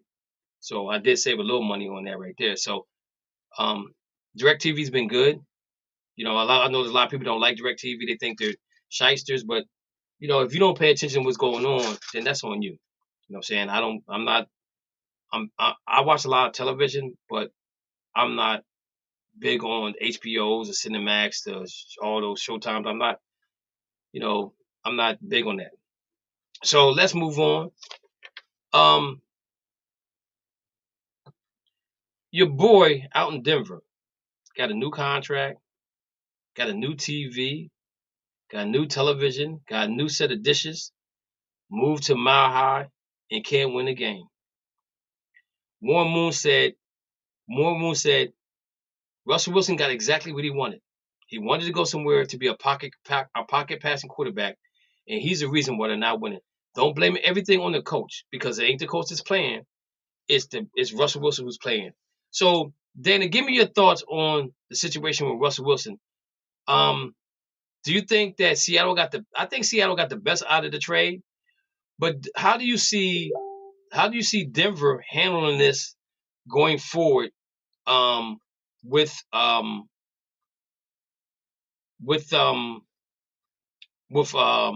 Wilson, Dana? Russell Wilson. Yeah. It's like this, man. Leave Russell alone. Everybody has a bad day. Coming into a new situation, new coach, new terminology, new teammates, new everything. Like I think not to talk, not to brag, or like, you know, I'm proud of the Dolphins because they came in with a new coach, new offense, a great, you know, and he built Tua up. I can say it's going to get greater from there, just the sidebar. But I just think Russell did a Deion Sanders to the Broncos. Coming in here with Jesus and everybody, it didn't work out. It didn't work out. The defense wanted to beat him up. Yeah. So I think you got to give Russell another year. Next year it'll be better because Russell Wilson is not as bad as the quarterback that he's showing out to be right now. We know Russell can play better. I just think him and the coach got to get on one page, and I think he'll be all right next year. I just think he'll be all right next year. It's like his rookie season with the Broncos. Okay. Ali has a question. He says he has a question. Ali, what is your question?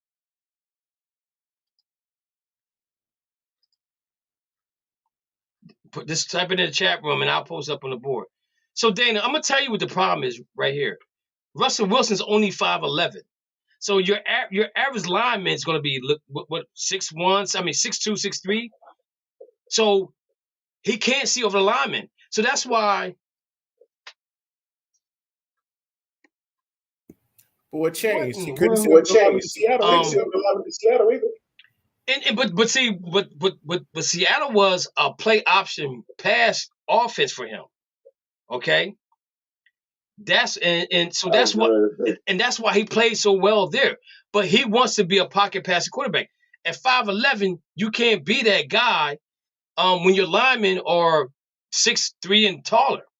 I think that's hurting them guys I think that's hurting him going forward as far as the quarterback is concerned.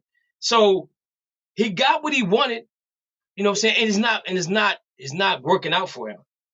And Moon, who's a big fan of his, but he said that he should have stayed where he was at, and just not get upset about the play call and things like that, and sat down and maybe talk to the owner.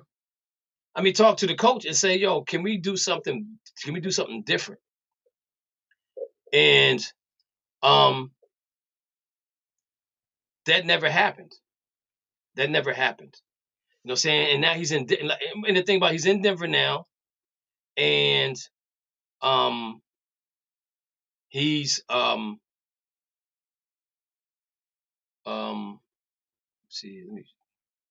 he's in Denver now, but at the same token, though, it's not working out. So that's why I think Hackett probably gets that opportunity to stay and try to work this thing out with Russell.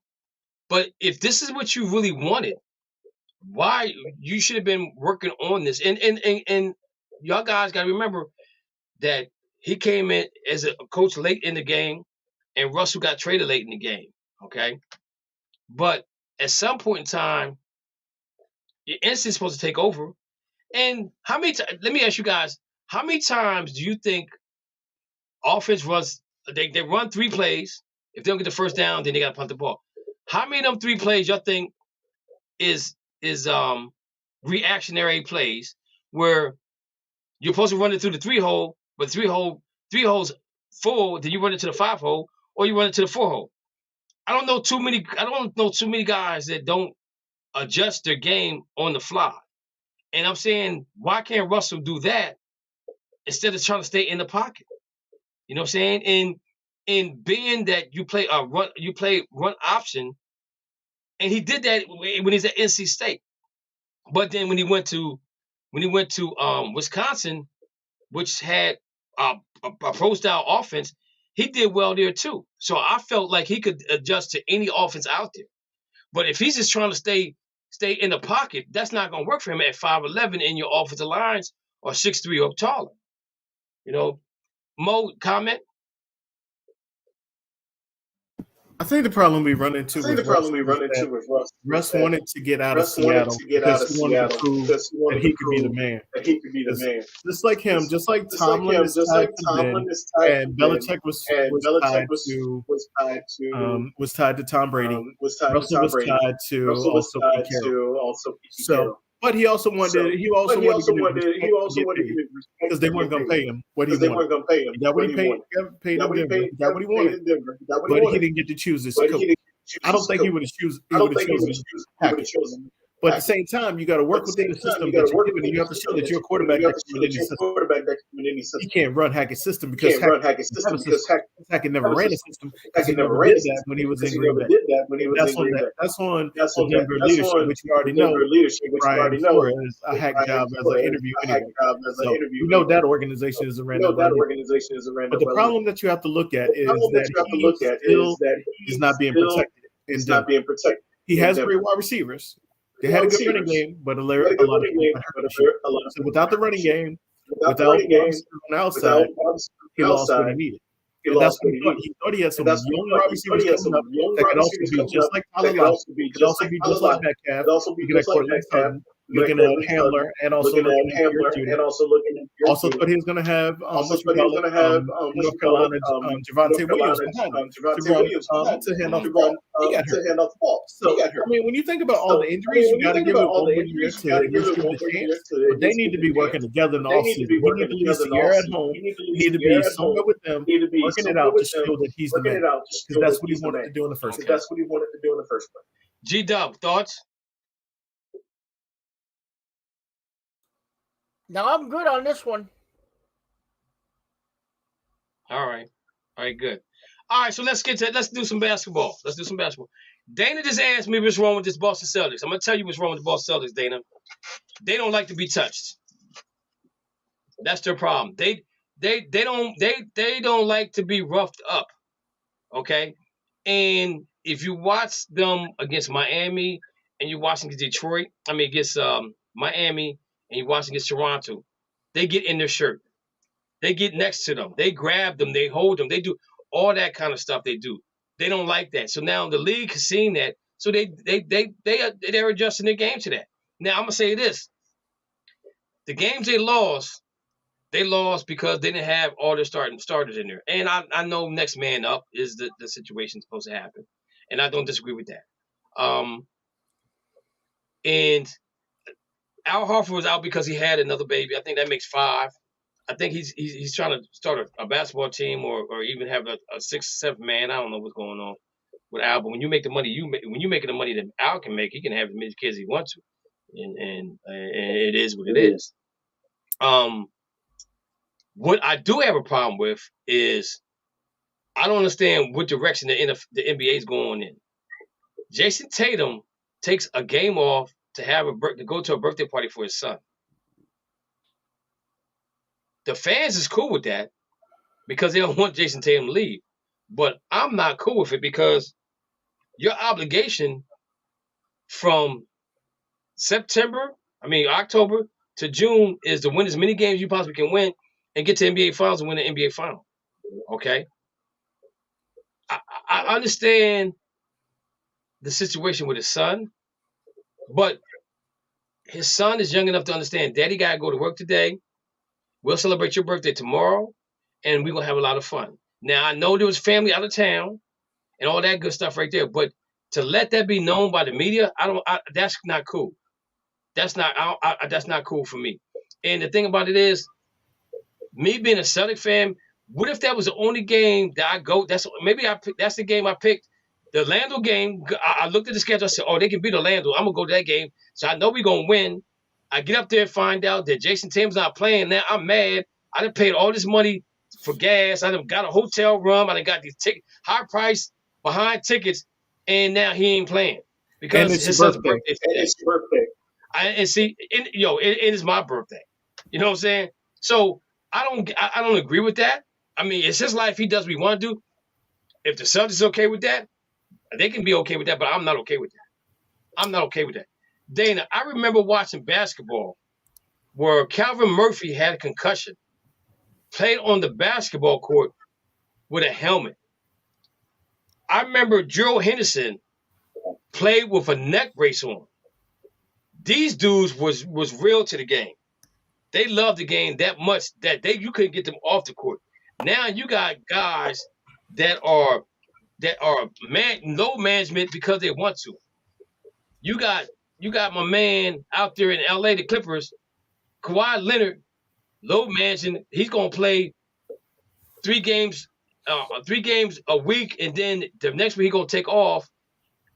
And I'm saying to myself, if you come to Philadelphia and I'm a Clipper fan and you don't play, I'm mad. Okay, I'm gonna be mad. If it's a home game, that's cool because I'm at home. But if I come to see you and I'm coming in your away game and I'm not gonna see you at all again this year, as a fan, I'm gonna be pissed about it. The NBA is allowing these players to have too much freedom, and I'm telling you right now, the CBA right now got extended to the end of the year. They're still talking about some things, extending some things. They're talking about putting a team in Mexico, which don't make no damn sense in my opinion. Who's going to Mexico to watch a basketball game? All the trafficking, all the drug trafficking and trafficking people, women, and all kids in Mexico. Nobody's going down there, and you can't even drink the water because it's nasty. You know what I'm saying? But you're talking about expansion team in Mexico? Stop, man. You're going about this whole wrong. Just going about this whole wrong. So, Dana, get back to your question. That's the problem with the Celtics right now is that they don't like to be touched. And like remember I said, are the Boston Celtics just that good or the NBA just that bad? The Boston Celtics is not that good, and the NBA isn't that bad. You know what I'm saying? Mo, comment? Oh yeah. First of all, I've had so many birthdays either for myself or my son or my family members that have not been on their birthday. That birthday party should have been the day before. They've been on it. They're on a 6-game home streak or something like that. And you gonna have the birthday party on a game day? Nah, man. Nah, I'm sorry. That's some bull. That's what that is right there. Just like it's in the season, that's some bull.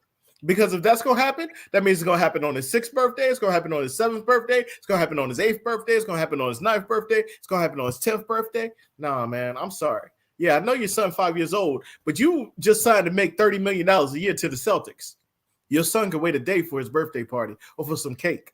You know, you can take him out afterwards. I don't care if it's 11 o'clock at night. That boy up anyway. You tell him to go to bed after the game. So that's a problem for me. But the reason that we're losing is you're right about the starters, but it's also we have now just made a trade. We had a team that was rolling, so you didn't catch that. It's like making a trade, getting Robert Williams back. We were a team that was rolling because everybody knew their role. Now you don't make a trade, but you bring back one of your best players who's a great defensive player. But you've been a great offensive team that had nobody that really did lobs and anybody that took up space because everything was open because it's 5 men out. Now you got a guy that's in the bottom of the paint that's keeping the guy in the paint. So when you drive, you're afraid to drive now because you're afraid of getting caught, or you're afraid of getting caught in the air, or you're afraid of getting a charge. So now you have to adjust the whole way that you're playing offense for one player. On the defensive end, you also can relax a little bit because you got Rob back there now. So now guys are blowing by them, but they're stopping in the mid-range and making mid-range jumpers because everybody in the NBA can make a mid-range jumper finally. Nobody wanted to take mid-range before, but now everybody's learning to take those against the Celtics because we have a great defense on the three-point line. We have a great defense on the interior. Mid-range, everybody gets a free mid-range jumper. If you look at it, most of the shots we've had are free mid-range. But Orlando matches up well for us because they're big.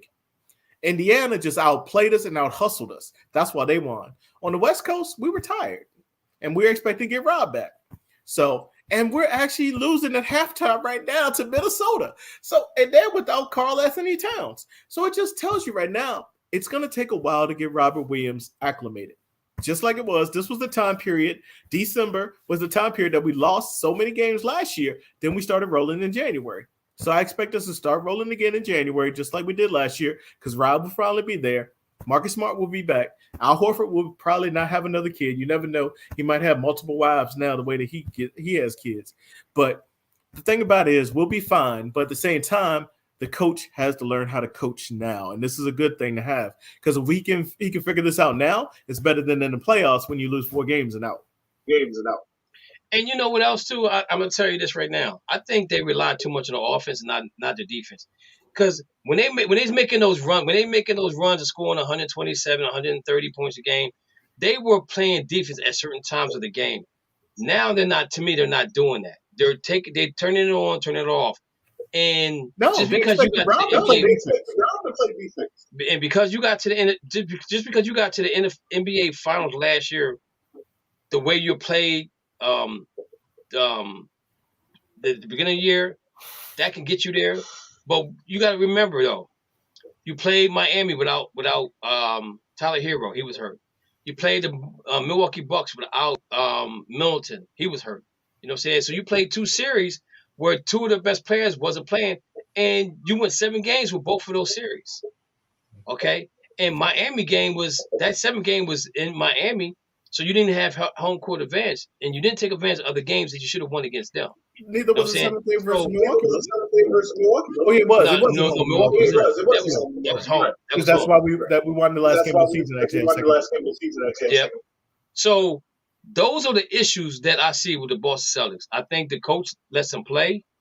He's not calling a timeout. He's letting them figure it out on their own, and that's what you have to do sometimes. So now, Dana, my question to you is. How do you fix the Lakers?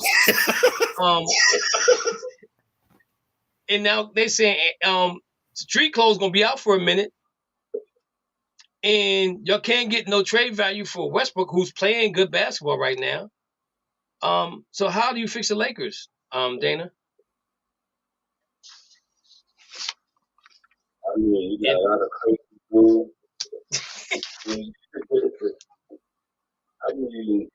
Right now it's just gotta go. You gotta make. I think you make changes.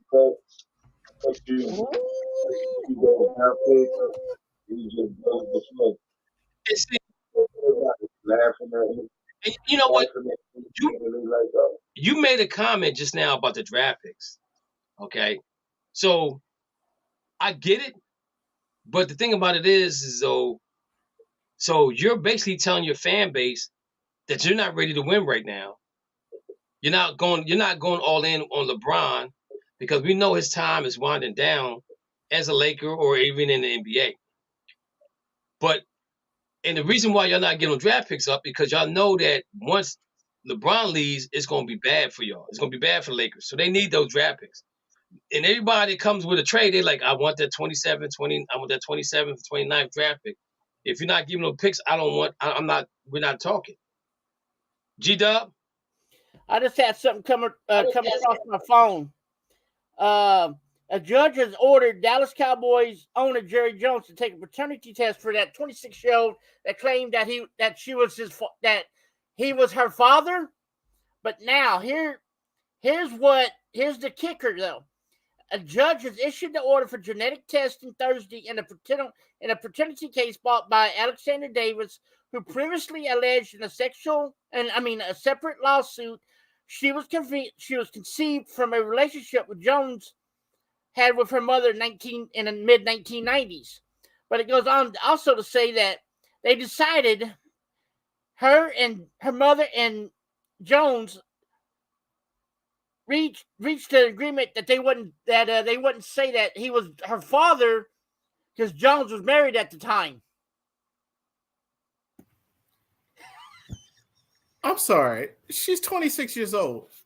If you got daddy issues, take it out with him. Don't bring it out to the press. That's messed up, man.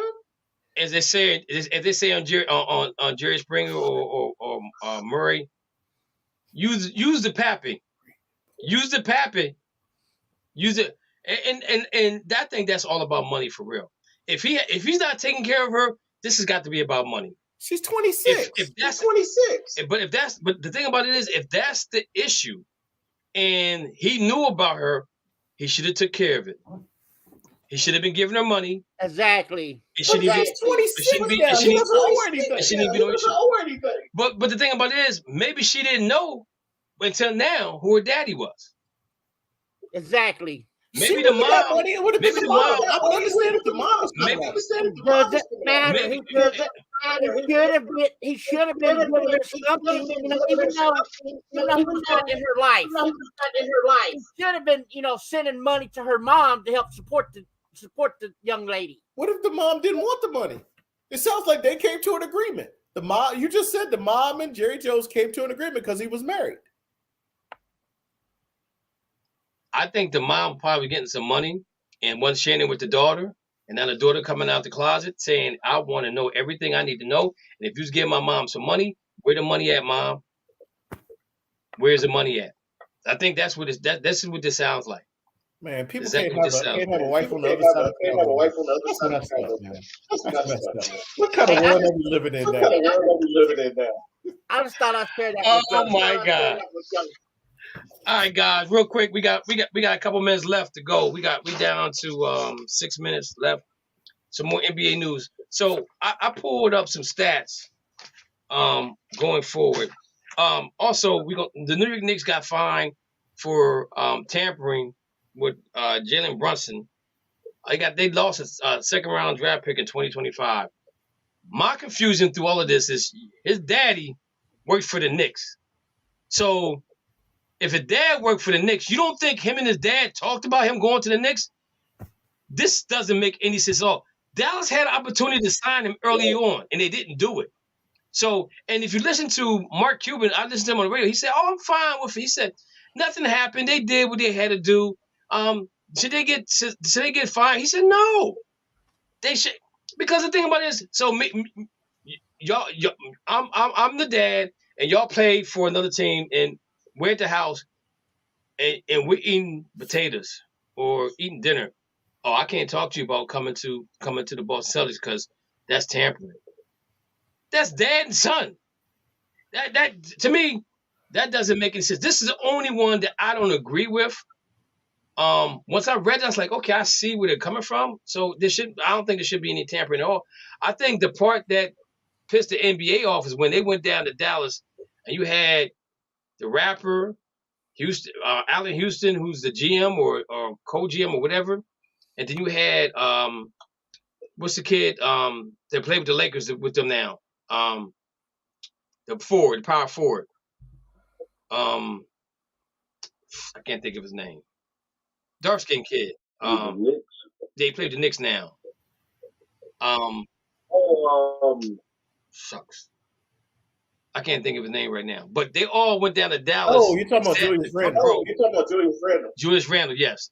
They all sat down in the front row and was like, so that's the only thing I can say. There was some tampering going on. But other than that, leave it alone. It's over and done with. And if his dad would have been on any other team, he would probably be playing with them right now. But going forward next year, guys, check this out. Cap room. Believe this or not, but the Golden State Warriors got $26.8 million in cap room. Next behind them is the Los Angeles Lakers at 20.7. Behind them is the Cleveland Cavaliers at 13.8. Behind them is the Bulls, 8.9. Behind that is the Celtics at 6.5, 6.8. Yo, we know ain't nobody going to the Lakers. I don't care how much money they got because they're not going to win. I think that Draymond Green doesn't resign with Golden State, and they do a sign and trade. They got money. I wouldn't be surprised. I'm gonna say this. I would not be surprised if Golden State tried to do a trade to get Kevin Durant back out there with them. Kevin Durant already made a comment. He's mad. He said, "I'm mad as HELL that they won a title without me." So he's second guessing himself about going to Brooklyn, which he should have did. And first, he should have kept us behind out there, and he should have kept us behind right there in Golden State. And when all them guys got hurt, if he carried that team to the playoffs, that only thing that does is help his legacy. He left that team when everybody got hurt, and it didn't help his legacy at all, in my opinion. It doesn't stop him from going to the Hall of Fame. It doesn't stop him from being great, but it did stop, to me, his legacy is in question. So that going forward, guys, that's what we're looking at the NBA as far as cash is concerned. NBA is definitely trying to do a hard cap because of how Golden State is so frivolous with their money. And I think you're going to see it coming. I think you're going to see it coming to a fruition really soon, because now you can't go over. They got the soft cap, you got the soft cap, then you got the soft cap. And what I mean by that, ladies and gentlemen, is like when Golden State goes over the tax, over the cap, they get taxed for $1 over the tax, over the tax, the cap. So once they go over that, there's another cap. They go over that cap, then they get taxed for every dollar they're over, they get taxed $5 on top of that. So they're actually losing money per se, but they're winning titles. So you lose money and you win titles. At the end of the day, that's what it's all about, is winning the title. Those guys don't care about money, for real. Everybody else, every other team out there do care about money, and that's why they can't compete with Golden State, because Golden State don't really care about the loot. You know what I'm saying? And I think if you get more teams to maybe say, I don't care about the loot either, but if you're not making it to the NBA Finals or you're not getting to the conference finals, then you're not going to spend that type of money. And Boston Celtics was in that situation last year where they really didn't want to spend no money, but they didn't realize how good that team was going forward. So now the owner's like, yeah, I'm ready to spend some money. You only got $6.8 million left, so who you gonna spend it on? You know what I'm saying? So, and LA got $20.7 million coming up because they got a lot of stuff falling off the books.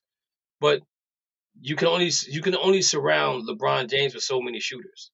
Somebody got to rebound. Somebody got to box out. Somebody got to play defense. And you got to get the right chemistry in LA to make that thing work. And we don't know what LeBron's going to do. I wouldn't be surprised if LeBron even tried to go back to Cleveland. He gonna flop. And He'll flop. it all depends on his son. Trust and believe me. It all depends on his son. All right, guys, it's 9 o'clock, man. Hey, thanks for hanging out with me Friday. I had a game on Monday that got canceled because of the weather. My 7th, 8th grade team has not played a game yet. Go ahead, G-Dub. I want to wish everybody on the family a Merry Christmas. Y'all be safe and don't eat too much and enjoy the games. I wish you all a more Easter. Now I'm so let me get you guys feel on this. Do y'all want to do a show on Monday or you want to cancel it? It's up to you, Kev. It's up to You, I'm good. I'm good. Okay, so let's do this. Can we do the show early? Like let's say 5-ish. Well, let me let you guys know for sure because I think we might have basketball practice on Friday. So I'll let you. On Monday. So I'll let you guys know. But again, everybody out there, there'll be the last show of the year for me. So I'm asking anybody and everybody to call in. Let's talk some sports. Ask some of my hosts to call in, talk some sports with me. Just talk about this year and how we have grown as a network, and what we got going forward in the new year. Mo, just to give you a heads up, I purchased a radio station through Roku. Okay, so our show is going to be probably the second week in January, second to third week in January. We'll be on Roku. We won't be live on Facebook anymore. We will be live on YouTube, but if you go out to YouTube, make sure you like us and subscribe for us because that's where we get some loop back. We get some residual income that way. So going on Roku, I will have the information out there for everybody. It's $4.95 a month to subscribe for that, which is not a lot. It's through Try TV 99. I will have the information for you going forward real soon. So we're doing some things. We still are planning on doing the radio show. We're gonna have we're gonna have at least we're gonna have four shows that go on WTES radio station. I'm just waiting to hear back from Mark about that as well. So again, hey, wish everybody a Merry Christmas, and I'll see you guys before the New Year. But enjoy your Christmas, spend it with family, man. Just have fun, man. Just enjoy Christmas. I mean, so many people out here act like Scrooge is unreal, and Jesus is the reason for the season. And just if you think about that, if you think about that part of it, you think about what he did for us to be where we're at today. He gets all the praise. He gets all the glory. You know what I'm saying? And I'm here to testify right now because where I was in 2017 doing what I'm doing now, to be 2022 and where we're about to go with the station and what we're about to do with this station, with this network is incredible. And only through him will he allow us to do these things. So we have to give him his praise. We have to give him his glory while we're alive. Because without him, I wouldn't be where I'm at. Without you guys, we wouldn't be where we are at. Without the audience, we wouldn't be who we are. Exactly. But he's a reason for the season. And people need to stop being so mean and mad to people. People walk around with their hearts icy heart, man. And this ain't the time of the year for that. Give a little to somebody. I don't know. Just be good. Just be good to somebody. You know what I'm saying? Tell somebody you love them. Give them a hug and let them know you're thinking about them, man. Because again, nobody's promised tomorrow. You know what I'm saying? And tomorrow, Christmas Eve. So man, again, enjoy everything. Dana, thank you for sticking around, staying the host for all this time period. But we're gonna have to get you your own show real soon, so you can get ready to move on. Okay. All right. I like you being my host, but it's time, man. It's time. Time to take the training wheels off and get on the bicycle, ride a bicycle. All right. So with that being said, guys, man, hey, enjoy your holiday, man. And I think I sent everybody a Christmas card. Yes, you did. If I didn't send you a Christmas card, please inbox me. I apologize. Blame it on my mind, not my heart, because my intentions was to give everybody a Christmas card, and I think I gave everybody a pen or something like that. I don't know. I did a lot. I did a lot of stuff this last week. I mean, this last month of the year to show people that I appreciate them, and I love their efforts, what they're doing for us in the coming year, and maybe next year. You might get a nice little check in the mail with a signature. Mo, go ahead, Mo. Happy Kwanzaa, happy Hanukkah, and happy Festivus for the rest of us. All right, guys, man, y'all take care, man. Y'all have a good night. Thank you for listening to the Just Us Sports Talk Show. You have been entertained in the sports world by KNICKS from Harrisburg, Pennsylvania, the small city with a large heart. Dana the Hater Clark from St. Petersburg, Florida. G-Dub from Austin, Texas. Murray E. Baskerville from Be More Careful, Baltimore, Maryland. And Coach Ricky from Charleston, South Carolina. Remember, we throw stones and we do live in glass houses. Big time players make big time plays and big time games. Stay ready to be ready. You have been listening to an In the Zone Sports Talk radio production. Remember, you can hear us again on star107fm.com on Saturdays from 11 a.m. to 1 p.m. Eastern Standard Time.